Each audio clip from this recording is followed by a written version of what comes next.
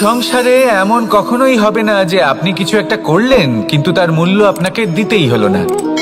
যে কোনো কাজের জন্য, যে কোনো কর্মের জন্য আপনাকে মূল্য দিতেই হবে। প্রকৃতিও আমাদের এটাই শেখায়। আকাশে দেখুন সূর্যকে, প্রত্যেকদিন আমাদের প্রকাশ প্রদান করেন।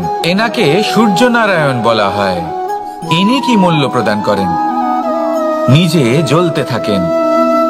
ধরিত্রী মাতা, এই ভূমি, ইনি কি মূল্য প্রদান করেন? প্রহার সহ্য করেন। আমরা এই ধরিত্রীতে প্রহার করে মাটি খুঁড়ে তাতে বীজ বপন করি, তবেই আমরা অন্ন লাভ করি, তবেই ফসল পাই। জীবনে যদি আপনাকে সফল হতে হয়, সম্মান পেতে হয়, যশ পেতে হয়, তাহলে আপনাকে মূল্য দিতেই হবে। যদি আপনি সাফল্য লাভ করতে চান তাহলে দিন রাত আপনাকে ত্যাগ করতে হবে, যেখানে সমগ্র সংসার সন্তোষ অনুভব করছে আর আপনাকে করতে হচ্ছে পরিশ্রম। যদি আপনি সম্মান প্রাপ্ত করতে চান তাহলে আপনাকে সেই সুখ ত্যাগ করতে হবে যা সবার কাছে রয়েছে। যদি আপনি যশ লাভ করতে চান তাহলে নিজের অন্তরকে মেরে ফেলা আপনাকে শিখতে হবে, তবেই আপনি যশ লাভ করবেন। জীবনে শুধুমাত্র ধন মূল্যবান নয়, কিন্তু এই যে মূল্যের কথা আমি বলছি সেটা যদি আপনি দিতে পারেন তাহলে নিশ্চিত রূপে এটা আপনাকে আরো মূল্যবান করে তুলবে, নিশ্চিত রূপে গড়ে তুলবে। তাহলে এটাই করুন আর আমার সাথে ভালোবেসে বলুন, রাধা রাধা। মানুষের শরীর থেকে যা কিছু নির্গত হয় সবই পচনশীল, তা থেকে দুর্গন্ধ বেরোয়, একটা ঘৃণাবোধ জন্ম নেয়।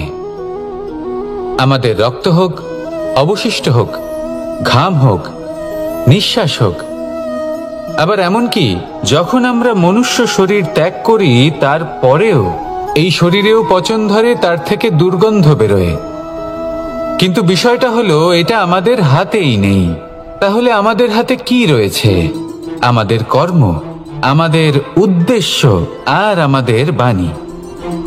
যদি এইগুলো শুভ রাখেন তাহলে শুধু নিজে সুগন্ধিত থাকবেন না, এই সমগ্র সংসারকে সুগন্ধিত করে তুলবেন। কথায় আছে যে বাণীর থেকে অধিক মূল্যবান আর কিছুই নেই। সেই জন্য যে কোনো কথা বলার আগে নিজের শব্দকে নিজের মনের তুলাদণ্ডে মেপে দেখুন, তারপরে তার প্রয়োগ করুন। কখনো কখনো এমনও হতে পারে যে আপনার কথা কারোর জীবনে আশীর্বাদ হয়ে দাঁড়ালো, যার দ্বারা হয়তো সে শক্তি এবং প্রসন্নতা লাভ করলো। আবার এমনও হতে পারে যে আপনার কথা হয়তো কারোর মনে এমন আঘাত দিল, সে সেই আঘাত কোনোদিনও ভুলতে পারল না। আসুন আমার সাথে ভালোবেসে বলুন, রাধা রাধা। যদি আমি স্থির করি, যদি নিশ্চিত করি একটা মূর্তি গড়ে তুলব, আর কিছুক্ষণ সেই কাজটা করে আবার কিছুক্ষণ পরে বন্ধ করে দিই, আবার কিছুক্ষণের জন্য কাজটা করে আবার সেই কাজ বন্ধ করে দিই, আবার কিছুক্ষণের জন্য কাজটা করে বলি ক্লান্ত লাগছে, কিছুক্ষণের জন্য বিশ্রাম নিয়ে নিই, যদি এইভাবে আমি কাজটা করি তাহলে কি এই কাজ উচিত সময় এবং উচিতভাবে সম্পন্ন হবে? কখনোই নয়। শুধু তাই নয়, যে কোনো কাজ যদি পূর্ণ করতে হয়, উচিতভাবে করতে হয়, উচিত সময়ের মধ্যে করতে হয়, তাহলে প্রয়োজন সততার এবং অখণ্ড প্রচেষ্টার। সততা ছাড়া আপনি যে কাজই করুন না কেন, উচিত সময় তা সম্পূর্ণ হবে না, আর মনোবাঞ্ছিত ফল আপনি কখনোই পাবেন না। তাই যে কাজই আরম্ভ করুন না কেন সততার সাথে এবং অখণ্ড প্রচেষ্টার সাথে করুন, তখনই কর্ম এবং তখনই এই জীবন সফল হবে এবং এই মন প্রসন্ন হয়ে বলবে, রাধা রাধা। কেউ আমাকে মাখন চোর বলেন, কেউ বা আমাকে মুরলী মনোহর বলেন, কেউ আমাকে যুদ্ধ বিমুখ বলেন, কেউ বা আমাকে সুদর্শনধারী বলেন, কিন্তু আমি আসলে কে?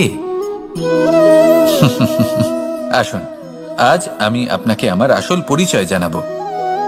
বাড়িতে সুস্বাদু মাখন থাকা সত্ত্বেও গোপীদের কাছে সুমধুর ভালোবাসাপূর্ণ বকুনি খাওয়া যে ভালোবাসে, সেই হলো কৃষ্ণ। আঙুলে সুদর্শন চক্র থাকা সত্ত্বেও যে রথের লাগাম ধরে থাকবে সেই সিদ্ধান্ত নিয়েছে, সেই হলো কৃষ্ণ। দ্বারকার মতো অনন্য রাজমহল থাকা সত্ত্বেও সুদামার মতো সখা যার অত্যন্ত প্রিয়, সেই হলো কৃষ্ণ। যদি আপনার মনে প্রেম থাকে আপনি প্রেম বিতরণ করেন, সবাইকে ভালোবাসেন এবং ভালোবাসা রক্ষার খাতিরে শস্ত্র হাতে নিতেও আপনি সক্ষম থাকেন, তাহলে আপনি হলেন কৃষ্ণ। আসুন আমার সাথে ভালোবেসে বলুন, রাধা রাধা। ব্যায়াম, এই শব্দ আমরা সকলে শুনেছি, আর এটা সারা জীবন আমাদের সাথেই থাকে কোনো না কোনো রূপে। যখন আমরা জন্মগ্রহণ করি, চলতে শিখি, প্রথমে আমরা হামাগুড়ি দিয়ে চলি, পরে চলতে চেষ্টা করি কিন্তু পড়ে যাই। তখন আমাদের বাড়ির গুরুজনেরা আমাদের আটকান না, ওনারা মনে করেন এইভাবেই আমাদের সন্তান চলতে শিখবে, এইভাবেই তার পা আরো মজবুত হবে, যা অত্যন্ত গুরুত্বপূর্ণ। এইবার জীবনকালে যতই আমরা এগোতে থাকি, এই ব্যায়াম বিভিন্ন রূপে আমাদের সাথেই থাকে। কিন্তু আপনি কি জানেন যে এই ব্যায়ামের তাৎপর্য আসলে কি? আপনি কি জানেন এই ব্যায়ামের মর্ম আসলে কি? যখনই আমরা এই ব্যায়াম করি, আমাদের শরীরের মাংসপেশি ক্ষয় হয়। প্রথমে তা ক্ষয় হয়, তারপর আবার তা নির্মিত হয়। আরো শ্রেষ্ঠ, আরো শক্তিশালী মাংসপেশি আমরা লাভ করি। অর্থাৎ এই ব্যায়াম হলো সৃজনের বিজ্ঞান। এই ব্যায়াম আমাদের জন্য অত্যন্ত আবশ্যক। সেই জন্য জীবনে যখনই কোনো কিছু নষ্ট হয়ে যায়, চলে যায়, তখন হতাশ হয়ে পড়বেন না, তাকে পুনর্নির্মাণ করার চেষ্টা করবেন। আর এই শিক্ষা আমরা লাভ করি পাখিদের থেকে। যখনই বর্ষা হয়, ঝড় আসে, যখন পাখির বাসা ভেঙে চুরমার হয়ে যায়, তারা হার মেনে নেয় না। সে আবার অল্প অল্প করে সব খুঁজে একত্রিত করে আবার নিজের বাসা বানিয়ে তোলে, পুনরায় এক জীবনকে জন্ম দেয়, এক নতুন পরিবারকে জন্ম দেয়। তাই মনে রাখবেন, জীবনে এইভাবেই যদি আপনি নির্মাণ করতে চান, সৃজন করতে চান, তাহলে সেই নির্মাণের জন্য ভাঙনের অভিজ্ঞতা থাকা অত্যন্ত আবশ্যক। ভগ্ন বস্তুকেও সম্মান করা অত্যন্ত আবশ্যক। এই আচরণ মনে নিয়ে আসুন, মন প্রসন্ন হয়ে বলবে, রাধা রাধা। যখন আমরা কোনো বনে প্রবেশ করি, তখন এই সবুজ ঘাস দেখে, এই কোমল ঘাস দেখে আমাদের মন প্রফুল্ল হয়ে ওঠে। ভিন্ন ভিন্ন প্রজাতির ফুল, ভিন্ন ভিন্ন রঙের ফুল দেখে এই মন আনন্দে ভরে ওঠে। এখানে শিশুরা আনন্দ লাভ করে, বড়রা ভোজন গ্রহণ করেন, কথাবার্তা বলেন, হাঁটাহাঁটি করে বেড়ান। এবার ভেবে দেখুন, যখন এই উপবনের নির্মাণ হয়েছিল, সেই সময় যদি এই মাটিকে সঠিকভাবে খনন না করা হতো, যদি তাতে সঠিকভাবে বীজ রোপণ না করা হতো, যদি কোনো সংঘর্ষ না হতো, পরিশ্রম না করা হতো, যদি চলতে চলতে পায়ে কাঁটা না বিঁধে যেত, তাহলে এই সুন্দর বন দেখে আমরা কি এই আনন্দ লাভ করতে পারতাম? কখনোই নয়। ধরুন কোনো নদীর তটে সুন্দর একটি বন আছে, সেই বনের আনন্দ লাভ করতে গেলে আপনাকে সেই নদী পার করতেই হবে। যদি সুখের নদীর কাছে পৌঁছতে চান, তাহলে তটে যে কাঁটা রয়েছে সেগুলোর সাথে সংঘর্ষ করতেই হবে। এই সংসারে যদি আপনি সুখ লাভ করতে চান, তাহলে সুখ লাভের এই যাত্রা শুরু করতে হবে সংঘর্ষ দ্বারা। তাহলে সংঘর্ষকে স্বাগত জানান, এর পেছনেই সুখ রয়েছে যা আপনার জন্য অপেক্ষা করছে। এবার হাসুন আর আমার সাথে ভালোবেসে বলুন, রাধা রাধা। এই সংসারের সব থেকে কঠোর ধাতুর মধ্যে একটি হলো লোহা। লোহা দিয়ে আমরা অনেক অস্ত্র শস্ত্র লাভ করি, অনেক বস্তুও লাভ করি। এবার এই লোহাকে কাটার জন্য, একে কোনো আকার দেওয়ার জন্য কি প্রয়োগ করতে হয়? লোহা। এবার এই কথাটা আমরা সকলেই জানি যে লোহার দ্বারাই লোহাকে কাটতে হয়। এবার এই কথা আমি আপনাকে কেন বলছি, এরপরে খুব বড় একটা প্রশ্ন আসে যা খুব বড় শিক্ষা দিয়ে যায়। এটা কেন হয় যে আমরা একটা লোহা দিয়ে একটা লোহাতে আঘাত করছি, কিন্তু যে লোহা দ্বারা আঘাত করছি তার আকার বদলাচ্ছে না, যার উপর প্রহার করছি তার আকার বদলাচ্ছে? এতে পার্থক্যটা কোথায়? পার্থক্য হলো তাপমাত্রার। দেখুন, যে লোহাকে আমরা কাটতে চাই তার তাপমাত্রা বাড়াতে হয়, তাকে গরম করতে হয়। আর যে লোহা দ্বারা আমরা আঘাত করতে চলেছি, সেই লোহা আমাদের ঠান্ডা রাখতে হয়। অর্থাৎ ঠান্ডা লোহা গরম লোহাকে কেটে দেয়। এবার এই শিক্ষা কি আমাদের জীবনে যথেষ্ট নয়? আমাদের জীবনে অনেক সমস্যা আসতে পারে, কিন্তু আমাদের এই বিষয়ে বিশেষ খেয়াল রাখতে হবে যে আমাদের মনকে আমরা যেন ঠান্ডা রাখি, এই মস্তিষ্ককে শান্ত রাখতে হবে। যদি আমরা ক্রোধ বা ঈর্ষার আগুনে জ্বলতে থাকি, বিদ্বেষের আগুনে জ্বলতে থাকি, তাহলে আমরাও সেই লোহার মতোই হয়ে যাব যার তাপমাত্রা অত্যন্ত বেশি। তখন যে কেউ এসে আমাদের বিচ্ছিন্ন করে চলে যাবে। মনে রাখবেন, যিনি যত বেশি স্থির বুদ্ধির অধিকারী, যিনি হলেন সব থেকে বেশি শান্ত, তিনি হলেন সব থেকে বেশি বলশালী। তাহলে শান্ত থাকুন আর আমার সাথে ভালোবেসে বলুন, রাধা রাধা। আলস্য আপনার আরো একটা অত্যন্ত বড় শত্রু, যা আপনার মনের মধ্যে বসবাস করে আর ধীরে ধীরে আপনার কার্য শরীরের একটা অংশ হয়ে ওঠে। সব কাজে দেরি করিয়ে দেয়, সবকিছু নষ্ট করে দিতে পারে এই আলস্য। এই কাজ আজকে হলো না, কোনো ব্যাপার নয়, কালকে করে নেব। প্রকৃতি আমাদের এটা শেখায় না। ভেবে দেখুন, যদি সূর্য এটা ভাবে যে কাল উদিত হব না, কিছুদিন পরে উদয় হব, তাহলে কি হবে? সমগ্র পৃথিবীর বিনাশ হয়ে যাবে, ঠিক কিনা? দেখুন, এই আলস্য নিয়ে খুব সুন্দর একটা কথা আছে, আলস্যস্য কুত বিদ্যা। অর্থাৎ যিনি অলস হয়ে বসে থাকেন তিনি বিদ্যা লাভ করেন না, জ্ঞান লাভ করেন না, আর জ্ঞান না থাকলে তিনি ধন অর্জন করতে পারেন না। তার জীবনে সুখ স্বাচ্ছন্দ্যের অভাব থাকে, বন্ধুর অভাব থাকে। যেখানে সুখ স্বাচ্ছন্দ্য নেই, মিত্র নেই, আপনজন নেই, জ্ঞান নেই, সেখানে আনন্দ কিভাবে বাস করতে পারে? সেই জন্য কথায় আছে, যিনি কর্ম করেন তিনি এই সংসারে যে কোনো সুখ স্বাচ্ছন্দ্য ভোগ করতে পারেন। তাই কর্ম করুন, সময়কে সম্মান করুন, আর এই আলস্যের উপর বিজয় লাভ করুন। আর আমার সাথে ভালোবেসে বলুন, রাধা রাধা। সিংহকে বনের রাজা বলা হয়। অত্যন্ত শক্তিশালী হয় সে, তার পরিবারও খুব বড় হয়। কিন্তু যদি এমন হয় যে সিংহের পরিবারে নিজেদের মধ্যেই কলহ সৃষ্টি হয়, যদি তারা নিজেরাই লড়তে থাকে, তাহলে কি হবে? সিংহকে মেরে তার পরিবারকে মেরে ফেলে শেয়াল বনের রাজা হয়ে উঠবে। এবার এই কথা শুধুই সিংহের উপর প্রযোজ্য নয়, বরং প্রত্যেকটি ব্যক্তি, প্রত্যেক পরিবার, প্রত্যেক সম্প্রদায়, প্রত্যেক রাজ্যের উপর প্রযোজ্য হতে পারে। পরিবারে যদি মতভেদ বেড়ে যায়, তাহলে সেই পরিবার ভেঙে যেতে পারে। ইতিহাস এই বিষয়ের সাক্ষী। যদি সমাজের মানুষ নিজেদের মধ্যেই লড়তে থাকেন, তাহলে কেউ রাজা হতে পারেন না, বরং অন্য কেউ সেই কলহের সুযোগ নিয়ে নিজে রাজা হয়ে বসেন। একতার গুরুত্ব বুঝতে শিখুন। ঘুরে ফিরে বিষয়টা এসে দাঁড়াচ্ছে সেই ভালোবাসায়, কারণ ভালোবাসাই হলো সেই যা সকলকে একসাথে বেঁধে তাদের আনন্দে রাখতে পারে।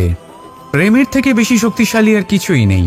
তাই এই প্রেমকে নিজের মনে জাগ্রত করুন, নিজের পরিবারে বর্ষণ করুন, সমাজে বর্ষণ করুন, রাজ্যে বর্ষণ করুন, আর এই ভালোবাসার সাথেই বলুন, রাধা রাধা।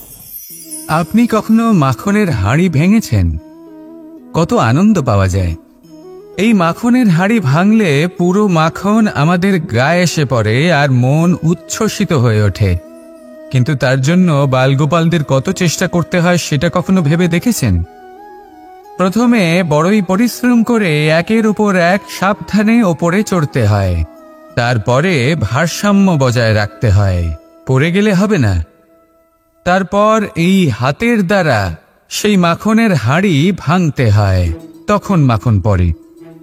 এবার এরকমই কিছু আমাদের জীবনে আমাদের সাথেও হয়। এবার আপনি বলবেন যে মাখনের হাঁড়ি ভাঙার এই প্রক্রিয়া, তার সাথে জীবনের কি সম্পর্ক থাকতে পারে? আসলে আমাদের মনের মাঝেও একটা হাঁড়ি রয়েছে, অহংকারের হাঁড়ি। আর এই অহংকারের হাঁড়ি যখন ভেঙে যায়, তখন প্রসন্ন হওয়ার আনন্দ চতুর্দিকে ছড়িয়ে পড়ে। এই মন, এই আত্মা, এই দুই প্রসন্ন হয়ে যায়। কিন্তু তার জন্য আপনাদেরকেও বালগোপালের মতো চেষ্টা করে যেতেই হবে, ভারসাম্য বজায় রাখতেই হবে। মনের মাঝে এবং এই বুদ্ধিতে, ভালো এবং মন্দের মধ্যে, লোভ এবং পরমার্থের মধ্যে। আর তারপর নিজে হাতে অহংকারের এই হাড়ি ভেঙে দিতে হয়। দেখুন, যদি ঈশ্বরের সঙ্গ লাভ করতে চান তাহলে অহংকারের এই হাড়ি ভাঙতেই হবে। আসুন আর আমার সাথে ভালোবেসে বলুন, রাধা রাধা। এগুলো হলো নিম পাতা। যদি এগুলো চেখে দেখেন তাহলে মুখ বিকৃত হবে। এগুলো কি তেঁতো খেতে, হে নারায়ণ! এর থেকে বেশি তিক্ত সংসারে আর কিছুই হতে পারে না। হয়তো আপনি এগুলো ফেলেও দেবেন।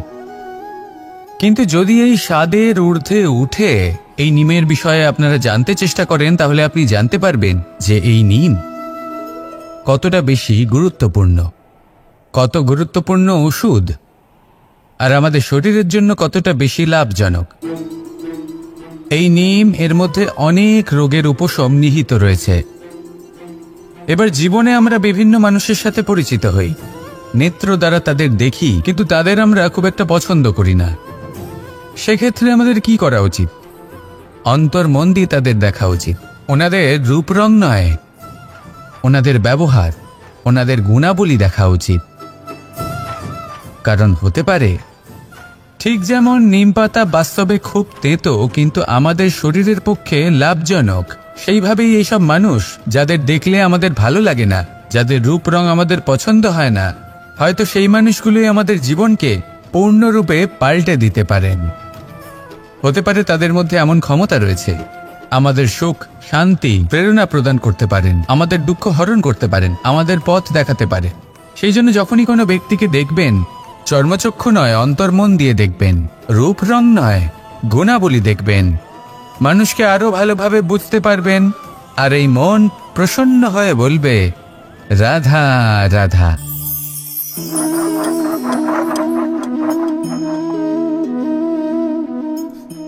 কোনো ব্যক্তিকে নিশ্চয়ই দেখেছেন যিনি নিজে কাঠ কাটার এই কাজে নিপুণ এবং অভিজ্ঞ।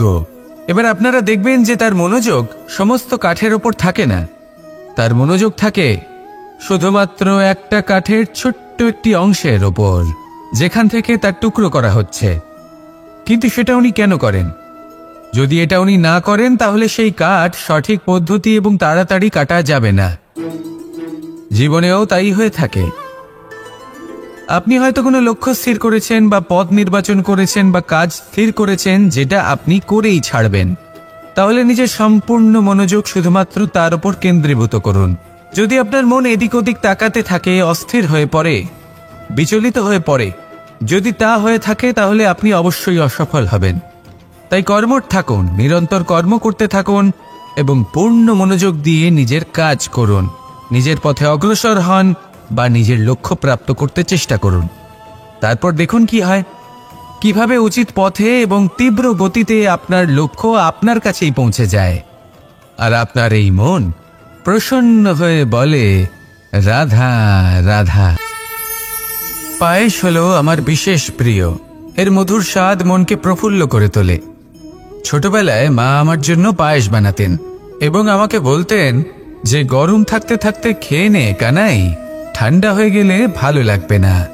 কিন্তু আমিও দুষ্টু ছিলাম, ঠান্ডা হওয়া পর্যন্ত অপেক্ষা করতাম, আর ঠান্ডা হয়ে যাওয়ার পরে মার কাছে যেতাম আর ওনাকে বলতাম যে মা, পায়েস তো ঠান্ডা হয়ে গেছে, এটা গরম করে দিন। তখন মা হাসতেন আর বলতেন যে পায়েস না হয় আমি আবার গরম করে দেব কানাই, কিন্তু এর মধুর স্বাদ, সেই মিষ্টত্ব, সেই সুবাস, সেটা আবার ফিরে আসবে না। কথাটা সত্যি। আর এই সত্যটাই আমাদেরও জীবনের সত্য। আমাদের জীবনের মধুর সম্পর্কগুলি, এতে যখন কটুভাব প্রবেশ করে তখন সেই মিষ্টত্ব ফিরিয়ে আনা প্রায় অসম্ভব ব্যাপার হয়ে যায়। আপনি চেষ্টা করে সেই সম্পর্ক ঠিক করতেই পারবেন, তার জন্য অগাধ পরিশ্রম করতে হবে, কিন্তু আবার সেই মিষ্টত্ব কখনো ফিরে আসবে না। সেই জন্য আপনার জীবনের যে মধুর সম্পর্ক আছে, যতটা সম্ভব চেষ্টা করুন তাতে মিষ্টত্ব বজায় রাখতে। কটুভাব আসতে দেবেন না। আসুন আর আমার সাথে মধুর স্বরে বলুন, রাধা রাধা। এই সংসারে সব থেকে ভয়ানক এবং গভীর অন্ধকার কোনটা? সেটা যখন মেঘ সূর্যকে ঢেকে দেয় এবং সংসার অন্ধকারাচ্ছন্ন হয়ে ওঠে, নাকি তখন যখন সূর্যাস্তের সময় ঘনিয়ে আসে, সূর্য ঢলে যায় এবং এই সংসারে অন্ধকার ছেয়ে যায়, নাকি সেই অমাবস্যার রাত্রি যখন চতুর্দিকে ঘন অন্ধকার থাকে এবং চন্দ্রমার প্রকাশ কোথাও থাকে না? না,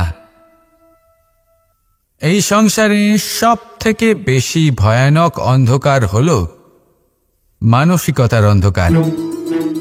মানসিকতা খুব গভীর একটা বিষয়।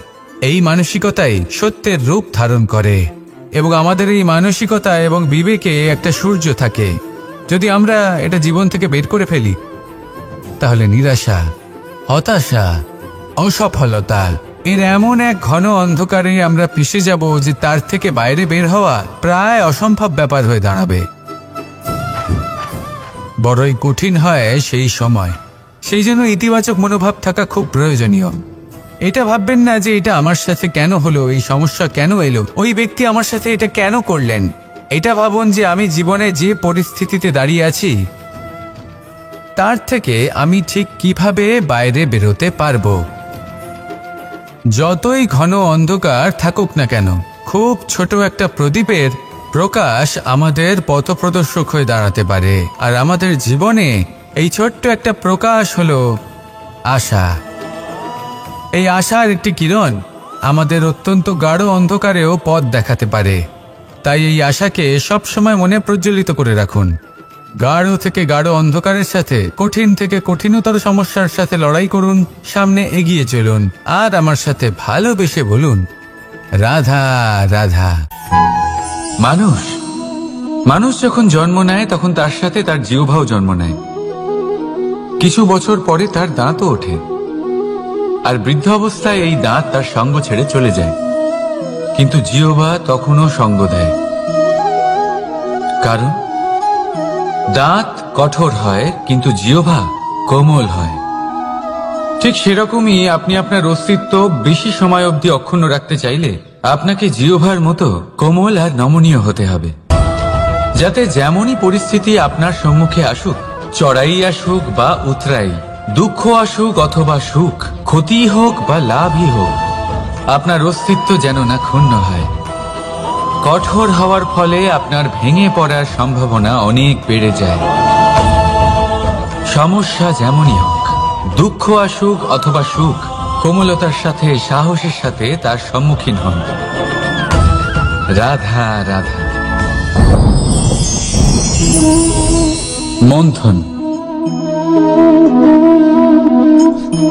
আমরা সবাই এটাই জানি যে অমৃত পাওয়ার জন্য সমুদ্র মন্থন করা হয়েছিল, কিন্তু এর পিছনে যে মহান উদ্দেশ্য ছিল তা বেশিরভাগ লোকই বোঝে না। আজ সেই মহান উদ্দেশ্য আমি আপনাদের বুঝিয়ে বলছি। আমাদের জীবনে এই অমৃত লাভ করার জন্য পথপ্রদর্শক হয় মন্থন। তারপরে আমরা করি প্রতিজ্ঞা, তারপর নিই প্রস্তুতি, যেটা দেবতারা আর অসুরেরা একসাথে করেছিলেন। তারপর আমরা করি চেষ্টা। বাসুকীর মুখ থেকে বিশ্বশ্বাস নির্গত হওয়া এটা প্রারম্ভিক বাধা হয়ে দাঁড়িয়েছিল, তবুও আমাদের লক্ষ্য দৃঢ় ছিল। যদিও সমুদ্র মন্থন থেকে হলাহল উঠে এলো, আমরা ভয় পাইনি, আমরা সেটার মোকাবিলা করলাম। ঠিক সেই পথেই যখন আমরা অনেক অমূল্য রত্ন পেলাম, নক্ষত্র পেলাম, সেটার প্রতি আকর্ষিত না হয়ে অমৃত লাভ করার পরেই আমরা শান্ত হলাম। এইভাবে যদি আপনি নিজের জীবনে প্রতিজ্ঞা, প্রস্তুতি, চেষ্টা, দৃঢ় নিশ্চয়, অটল থাকা আর আকর্ষণ থেকে বিরত থাকেন, যদি এইসব গুণ আপনার ভেতরে একত্রিত করে নেন, তাহলে আপনিও আপনার জীবনের অমৃত অবশ্যই লাভ করবেন। রাধা রাধা। মানুষের কোন বিষয়ে অহংকার থাকে? সময়, ক্ষমতা, শরীর আর সম্পত্তি। আর এই চারটি সর্বদা সঙ্গে থাকে না। কি বিচিত্র ব্যাপার! আপনি নিজেই দেখুন, সময় আজ ভালো হলেও কাল অবশ্যই খারাপ হতে পারে। ক্ষমতা আজ আপনার থাকলেও কাল তা নাও থাকতে পারে। এই শরীরটা তো নশ্বরই বটে। যত আপনি বার্ধক্যের দিকে অগ্রসর হবেন, দুর্বল হতে থাকবেন, সৌন্দর্য ক্ষীণ হতে থাকবে, আর সম্পত্তি আজ আপনার, কাল অন্য কারোর হয়ে যাবে। আর এই সমস্ত নশ্বর জিনিসে মন কেন্দ্রীভূত করতে করতে ব্যক্তি ভুলে যান সেই বিষয়গুলি যা সর্বদা আপনার সাথে থাকবে, আপনার ঢাল হবে, আপনার সম্বল হয়ে থাকবে। আর তা হল আপনার স্বভাব, বুদ্ধি, সৎসঙ্গ আর খাঁটি সম্পর্ক। নিজের স্বভাব শীতল রাখুন, কর্মে বুদ্ধির পরিচয় দিন, সর্বদা ভালো মানুষের সাথে সময় কাটান, আর খাঁটি সম্পর্ক সর্বদা পালন করুন। জীবনে সর্বদা সুখী হবেন। রাধা রাধা। কথায় আছে যে ভাগ্যের খেলা অত্যন্ত বিকট হয়। দেবতারাও বুঝতে পারেন না যে এই খেলা কি। আমরা তো শুধু সাধারণ মানুষ। ঠিক আছে, সিদ্ধান্তের কথা বলি। সিদ্ধান্ত নেওয়া তো আপনারই হাতে আছে। কেন? দেখুন, ভাগ্য আপনার সিদ্ধান্ত পাল্টাতে পারে না, কিন্তু আপনার সিদ্ধান্ত, এটা আপনার ভাগ্য অবশ্যই পাল্টাতে পারে। তাই ভাগ্যের উপরে নির্ভরশীল থাকবেন না। মনোসংযোগ করুন আজকের সিদ্ধান্তের ওপর। শান্ত মনে বিচার করুন, তারপর সিদ্ধান্ত নিন, কারণ এই সিদ্ধান্ত এটা বড়ই গুরুত্বপূর্ণ। আপনার আজকের সিদ্ধান্ত আপনার ভবিষ্যতের কাঠামো। আপনার আজকের এই সিদ্ধান্ত ভবিষ্যতে সৌভাগ্য হতে পারে, আবার দুর্ভাগ্য হয়ে দাঁড়াতে পারে। সিদ্ধান্ত আপনার। রাধা রাধা। আমরা সবাই মন্দিরে যাই, ঈশ্বরের সামনে হাত জড়ো করে বসি আর নিজের ইচ্ছে প্রকাশ করি। কখনো ভেবেছেন ঈশ্বরের কেমন লাগতে পারে যে আমার ভক্তরা আমার কাছে আসে শুধুমাত্র নিজের ইচ্ছে পূরণের জন্য, আমার সাথে দেখা করতে নয়? অসংখ্য লোক মন্দিরে যান নিজের ইচ্ছে ঈশ্বরকে জানানোর জন্য। যদি তাদের ইচ্ছে পূরণ না হয় তারা হতাশ হয়ে পড়েন। এবার থেকে যখনই আপনি মন্দিরে যাবেন, ঈশ্বরের সামনে বসবেন, হাত জড়ো করবেন আর বলবেন, ধন্যবাদ, ধন্যবাদ ঈশ্বর যে আপনি আমাকে যা দিয়েছেন তাতেই আমি খুশি। শুধু আমাকে পথ দেখাবেন যে কিভাবে আমি নিজের কর্মের দ্বারা, শুধু আমার কর্মের দ্বারা সেই সব পেতে পারি যা আমি চাই। ঈশ্বরের থেকে শুধু চাইতে গেলে তাহলে ঈশ্বরের কাছে নিজেকে অনেক ছোট মনে হবে। কিন্তু যদি নিজের কর্ম করে তারপর ঈশ্বরকে ধন্যবাদ জানান, তাহলে সঠিক রূপে আপনি ঈশ্বর লাভ করবেন। রাধা রাধা। আশ্চর্য ব্যাপার, তাই না? আমাদের সবসময় আমাদের নাম ধরে ডাকা হয়, নাম দিয়েই আমাদের পরিচয়। এই নামই আমাদের ইতিহাসে স্থান বানাতে আমাদের সাহায্য করে। সুনাম অর্জন করতে মানুষ কি না করে থাকে, নামে যাতে কলঙ্ক না লাগে তার জন্য মানুষ কি না করে থাকে। জীবনে আপনি যা পেয়েছেন, অর্থ, সম্পত্তি, সুখ, এই সব কিছুই নামের কাছে মূল্যহীন। নাম সর্বদা উচ্চ স্থানে থাকে। এই নামকরণের অনুষ্ঠান আমাদের কাছে অত্যন্ত গুরুত্বপূর্ণ। এবারে আপনার কি মনে হয় আমি কোন নামের কথা বলছি? সেই নাম যা আমরা জন্ম থেকে পেয়েছি? না, আমি সেই নামের কথা বলছি যা আমরা নিজের কর্ম দ্বারা অর্জন করেছি। যা জন্মের সময় পেয়েছি তা মৃত্যুর সাথে চলে যাবে, কিন্তু যে নাম কর্মের দ্বারা অর্জন করেছি সেটা আমাদের অমর করবে। মাতা পিতা আমাদের জন্ম দেয়, জন্মের সাথে সম্পর্ক দেয়। সমাজ থেকে পাই বন্ধু, প্রকৃতি থেকে পাই খাদ্য, যদি এমন কিছু থাকে যা আমরা নিজের যোগ্যতায় পাই, তা হলো আমাদের কর্মের ফল, সেই নাম যা আমরা আমাদের কর্মের দ্বারা অর্জন করেছি। তাই সর্বদা ভালো কর্ম করুন, আর আমার সাথে ভালোবেসে বলুন, রাধা রাধা। আপনি কখনো কোনো পর্বতে চড়েছেন? কথায় আছে, যখন আমরা পর্বতারোহণ করি, ওপরে ওঠার সময় দুর্ঘটনার সম্ভাবনা কিছুটা কমে যায়। সেখানেই যখন পর্বত থেকে নিচে নামি, তখন দুর্ঘটনার সম্ভাবনা অত্যন্ত বৃদ্ধি পায়। অর্থাৎ নামার সময় আমাদের আরো ভারসাম্য বজায় রাখতে হয়, আরো সাবধানে থাকতে হয়, অর্থাৎ বিবেককে জাগিয়ে রাখতে হয়। এবার জীবনেও সাফল্যের পর্বত আরোহণের সাথে এটাই হয়। যখন আমরা সাফল্যের পর্বত আরোহণ করতে থাকি, তখন এমনি আমাদের লক্ষ্য আমাদের গন্তব্যের দিকে থাকে। আমরা নিরন্তর পরিশ্রম করি, চেষ্টা করতে থাকি, আমাদের মধ্যে সেই উৎসাহ থাকে, সেই সাহস থাকে। কিন্তু একটা কথা সত্যি, সমস্ত আরোহণের পরে অবরোহণ থাকে। আর এই অবরোহণই থাকে যেখানে বেশিরভাগ মানুষ নিজের ভারসাম্য বজায় রাখতে পারেন না, আর সেখানেই ভেঙে পড়েন। তাই জীবনে যদি সাফল্যের শিখরে পৌঁছতে চান, তাহলে আপনাকে নিরন্তর প্রয়াস করতে হবে, সংঘর্ষ করতে হবে, পরিশ্রম করতে হবে, আর নিজের লক্ষ্যের দিকে একাগ্রতা কেন্দ্রীভূত করতে হবে। তাহলে আপনি নিজের লক্ষ্য অবশ্যই পাবেন। কিন্তু যখন অবরোহণের সময় আসবে, যা নিশ্চিত রূপে আসবেই, তখন আপনাকে সংঘর্ষ করতেই হবে, ধৈর্য ধরতেই হবে, সাবধানে থাকতেই হবে, ভারসাম্য বজায় রাখতেই হবে। এটা হলো অত্যন্ত আবশ্যক, কারণ পরবর্তী সাফল্যের শিখরে আপনাকে পৌঁছতেই হবে, আর তার জন্য আপনাকে সুরক্ষিতভাবে অবরোহণ করতেই হবে। ঠিক কিনা? আসুন আর আমার সাথে ভালোবেসে বলুন, রাধা রাধা। প্রসন্নতা এমন এক অনুভূতি যা আমরা সকলে পেতে চাই। এবার এটা ভেবে দেখুন যে আমরা আমাদের প্রসন্নতার জন্য অন্য কাউকে দায়ী কেন করি। আজও এরকম কিছু করেছে, ওর জন্য আমি দুঃখী হয়ে আছি। আজও এমন কিছু করলো যার ফলে আমার মন প্রসন্ন হয়ে উঠল। না, আপনাকে স্পষ্ট করে একটা কথা বলে দিই, আপনার প্রসন্নতা না শুধু আপনার নির্বাচন, না শুধু আপনার হাতে রয়েছে, বরং আপনি নিজের প্রসন্নতাকে নিজেই আকৃষ্ট করেন। এই ফুলগুলিকে দেখুন, এই ফুল এর সুগন্ধ ছড়ায়, আর এই ফুল নিজের দিকে কীট পতঙ্গদের আকৃষ্ট করে। এবার দেখুন, কীট পতঙ্গ কাদের আকৃষ্ট করে?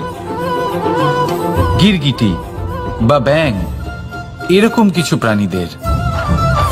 এবার এই যে ফুল, কীট পতঙ্গের জন্য এই যে ফুল, তার বিকাশ হয়, এ আরো প্রস্ফুটিত হয়, ওর বংশ আরো বৃদ্ধি পায়। তাই এর তাৎপর্য হলো সহজ, ফুল উচিত ব্যক্তিকে নিজের দিকে আকৃষ্ট করে।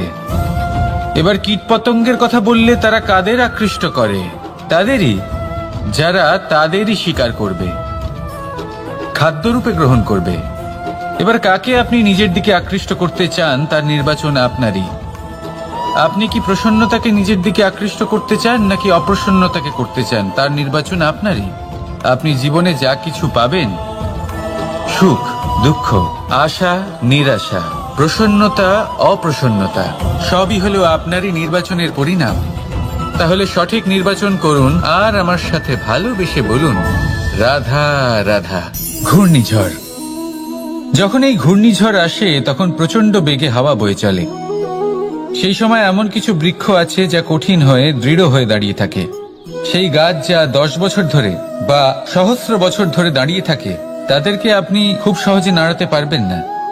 কিন্তু ঘূর্ণিঝড়, এর প্রভাব এতটাই তীব্র হয়, এর হাওয়াতে এতটাই প্রবল শক্তি থাকে যে এই বৃক্ষগুলিকে উচ্ছেদ করে, সেই বৃক্ষ নষ্ট হয়ে যায়। এবার এমন কিছু বৃক্ষ থাকে যাদের কাণ্ড নমনীয় হয়, খুবই নরম হয়। সেই জন্য যখন জোরে বাতাস বয়, কোনো ঘূর্ণিঝড় আসে, তখন এই বৃক্ষগুলি ঝুঁকে যায়। আর যখন এই ঘূর্ণিঝড় চলে যায়, শান্ত হয়ে যায়, তখন ওরা আবার দাঁড়িয়ে পড়ে। এবার এটাকে আপনি